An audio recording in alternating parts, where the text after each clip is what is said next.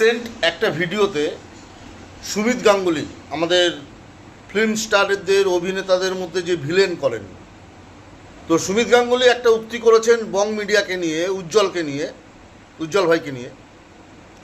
খুবই খারাপ লাগলো, কারণ এই বং মিডিয়াকে আজকে দেব প্রাধান্য দিচ্ছে ধূমকেতুর, এবং দেব কোচবিহারে তাকে দায়িত্ব দিয়েছেন ধূমকেতুর মঞ্চে। তাহলে এই সুমিত গাঙ্গুলি তাকে কটাক্ষ করার কে? এই সুমিত গাঙ্গুলি কিছুদিন আগে কাজ পেত না, ইন্ডাস্ট্রি থেকে হারিয়ে গিয়েছিল। দেব ধরে নিয়ে এসছে, দেব জায়গা দিয়েছে, আর আজকে সেই সুমিত গাঙ্গুলি আমাদের ইউটিউবার উজ্জ্বলকে কটাক্ষ করছে। বাহ, চমৎকার!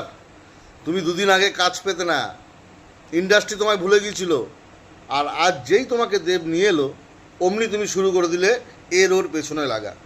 আরে ভাই, একটা ছেলে উঠছে, তাকে সাপোর্ট করো, কেন তার পেছনে লাগছো?